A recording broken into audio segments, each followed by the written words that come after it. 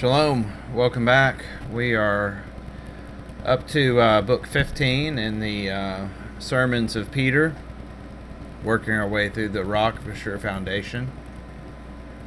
So without any delay, we'll go ahead and get started.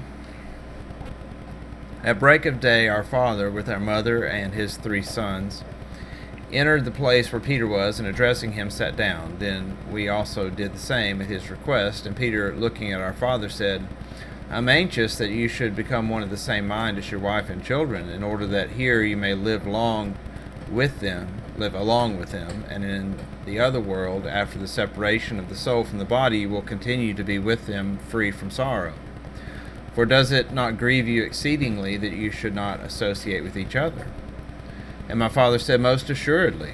And Peter said, If then separation from each other here gives you pain, and without doubt the penalty awaits you, that after death you should not be with each other, how much greater will your grief be that you, a wise man, should be separated from your own family on account of opinions? They too must feel the more distress from the consciousness that eternal punishment awaits you, thinking other things, through denial of the fixed dogma. Our father said, But it is not the case, my very dear friend, that souls are punished in Hades, for the soul is dissolved into air as soon as it leaves the body. And Peter said, Until we convince you in regard to this point, answer me, does it not appear to you that you are not grieved as having no faith in a future punishment, but they who have faith in it must be vexed in regards to you? And our father said, You speak sense. And Peter said, Why then will you not free them from the greatest grief they can have in regards to you by agreeing to their religion? Not, through dread, but through kindly feeling, listening and judging about what is said by me, whether it be so or not. And if the truth is as we state it, then here you will enjoy life with those who are dearest to you, and in the other world you will have rest with them. But if, in examining the arguments, you show that what is stated by us is a fictitious story, you will thus be doing a good service, for you will have your friends on your side, and you will put an end to their leaning upon false hopes, and you will free them from false fears. And our father said, There is evidently much reason in what you say. And Peter said, What is it then that prevents you from coming to our faith? Tell me, that we may begin our discussions with it, for many are the hindrances. The faithful are hindered by occupation with merchandise or public business, or the cultivation of the soil, or cares, and such like. The unbelievers, of whom also are one, are hindered by ideas such as other gods, which do not really exist, or that all things are subject to Genesis, or self-action, or souls are mortal, or that our doctrines are false because there is no providence. But I maintain, from what has happened to you, that all things are managed by the providence of God, and that your separation from your family for so many years was providential. For since if they had been with you, they perhaps would not have listened to the doctrines of the true religion. It was arranged that your children should travel with their mother, should be shipwrecked, should be supposed to have perished, and should be sold. Moreover, that they should be educated in the learning of the Greeks, especially in the atheistic doctrines, in order that, as being acquainted with them, they might be the better able to refute them. And in addition to this, that they should become attached to the true religion and be enabled to be united with me, so as to help me in my preaching. Furthermore, that their brother Clement should meet in the same place, and that thus his mother should be recognized, and through her cure should be fully convinced of the Godhead, that after no long interval the twins should recognize and be recognized, and the other day should fall in with you, and that you should receive back your own. I do not think, then, that such a speedy filling in of circumstances, coming as it were from all quarters, so as to accomplish one design, could have happened without the direction of providence. And our father began to say, Do not suppose, my dearest Peter, that I am not thinking of the doctrines preached by you. I was thinking of them. But during the past night, when Clement urged me earnestly to give him my adhesion to the truth preached by you, I at last answered, Why should I? For what new commandment can anyone give more than what the ancients urged us to obey? And he, with a gentle smile, said, There is a great difference, Father, between the doctrines of the true religion and those of philosophy. For the true religion receives its proof from prophecy, while philosophy, furnishing us with beautiful sentences, seems to present its proof from conjecture.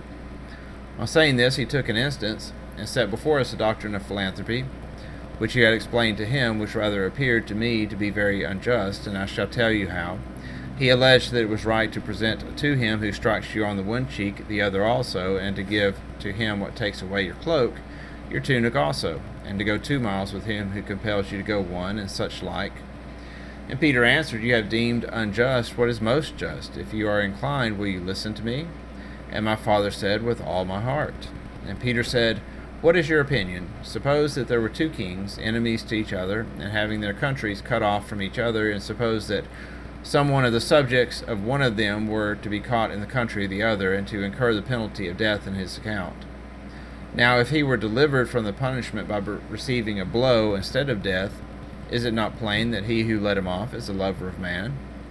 And our father said, Most certainly. And Peter said, Now suppose that this same person were to steal from someone something belonging to him or to another, and when caught he were to pay double, instead of suffering the punishment that was due to him, namely paying 4 times the amount, and being also put to death, as having been caught in the territories of the enemy. Is it not your opinion that he who accepts double lets him off the penalty of death is a lover of man? And our father said, He certainly seems so. And Peter said, Why then is it not the duty of him who is in the kingdom of another, and that too a hostile and wicked monarch, to be pleasing to all for the sake of life, and when force is applied to him, to yield still more, to accost those who do not accost him, to reconcile enemies, not to quarrel with those who are angry, to give his own property freely to all who ask, and such like? And our father said, He should with reason endure all things rather, if he prefers life to them. And Peter said, Are not those then, who you said received injustice, themselves transgressors, inasmuch as they are in the kingdom of the other? And is it not overreaching that they have obtained all they possess? While those who are thought to act unjustly are conferring a favor on each subject of the hostile kingdom, so far as they permit him to have property. For these possessions belong to those who have chosen the present, and they are so far kind as to permit others to live.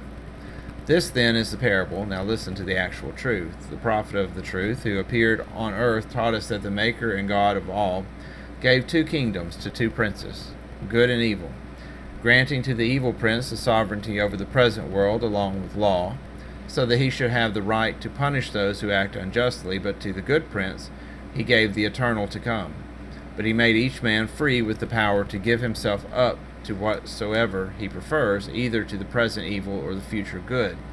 These men who choose the present have power to be rich, to revel in luxury, to indulge in pleasures, and to do whatever they can, for they will possess none of the future goods.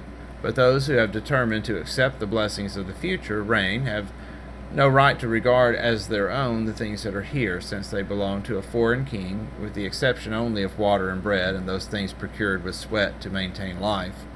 For it is not lawful for them to die willingly, and also one garment, for they are not permitted to go naked on account of the all-seeing heaven. If then you wish to have an accurate account of the matter, listen. Those of whom you said a little before that they receive injustice rather act unjustly themselves, for they who have chosen the future blessings live along with the bad in the present world, having many enjoyments, the same as the bad, such as life itself, light, bread, water, clothing, and others of a like nature. But they who are thought by you to act unjustly shall not live with the good men in the coming age. And our father replied to this, Now when you have convinced me that those who act unjustly suffer injustice themselves, while those who suffer injustice have by far the advantage, the whole affair seems to me to be still the most unjust of transactions. For those who seem to act unjustly grant many things to those who have chosen the future blessings, but those who seem to receive injustice do themselves commit injustice, because they do not give to in the other world to those who have given them blessings here the same advantages which these gave to them. And Peter said, This is not unjust at all, because each one has the power to choose the present or the future goods, whether they be great or small. He who chooses by his own individual judgment and wish receives no injustice.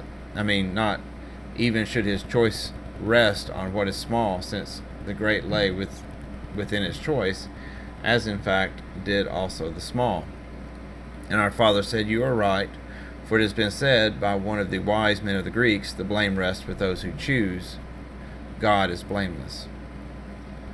Will you be so good as to explain this matter also? I remember Clement saying to me that we suffer injuries and afflictions for the forgiveness of our sins. Peter said, This is quite correct, for we who have chosen the future things, insofar as we possess more goods than these, whether they be clothing or food or drink or any other thing, possess sins, because we ought not to have anything, as explained to you a little ago. To all of us, possessions are sins. The deprivation of these, in whatever way it may take place, is the removal of sins. And our father said, That seems reasonable, as you explained that these were two boundary lines of the two kings, and that it was in the power of each one to choose whatever he wished of what was under their authority. But why the afflictions sent? Or why do we suffer them justly?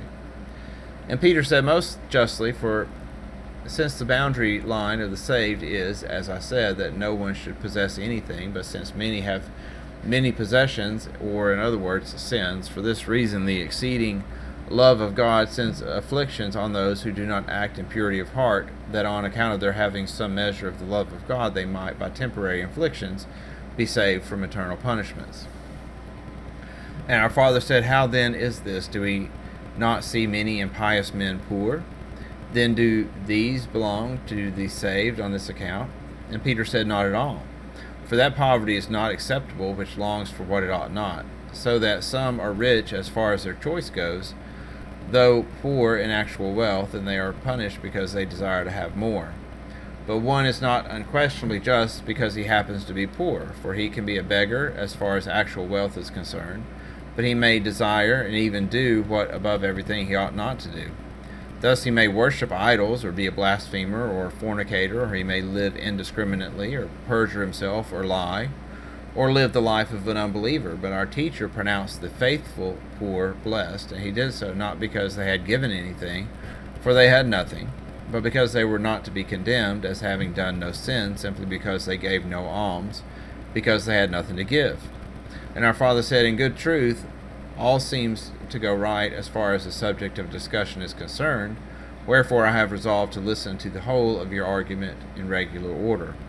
And Peter says, Since then you are eager henceforth to learn what relates to our religion, I ought to explain it in order, beginning with Yahweh himself, in showing that we ought to call him alone God, and that we neither ought to speak of others as gods, nor deem them as such, and that he who acts contrary to this will be punished eternally, as having shown the greatest impiety to him who is the master of all.